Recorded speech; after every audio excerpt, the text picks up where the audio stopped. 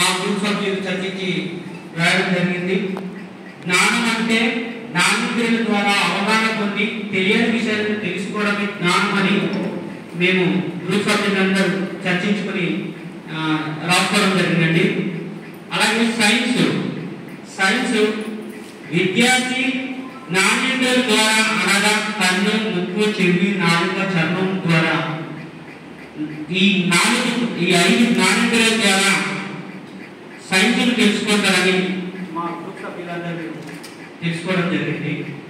అలాగే కన్ను, ఉదాహరణకి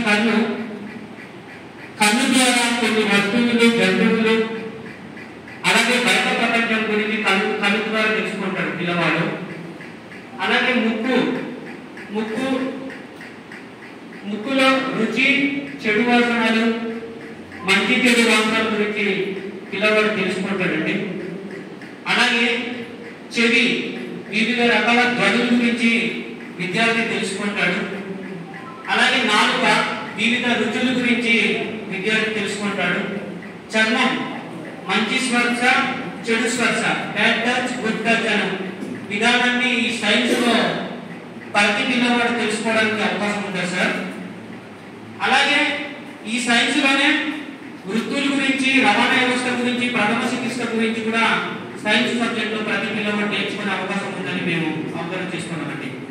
అలాగే గణితం, మాకు సైన్స్ మరియు గణితం అనే 2 సబ్జెక్ట్ ఇచ్చారు సార్. ఆ 2లో సైన్స్ లో ఇవి ఈ ముక్కు, చెవి, నాలుక, వృత్తులు, రవాణా వ్యవస్థ, ప్రథమ చికిత్స అని ఈ సబ్జెక్ట్ పిల్లవాడు నేర్చుకుంటాడు. అలాగే గణితంలో సంఖ్యలు తెలుసుకుంటారు సార్.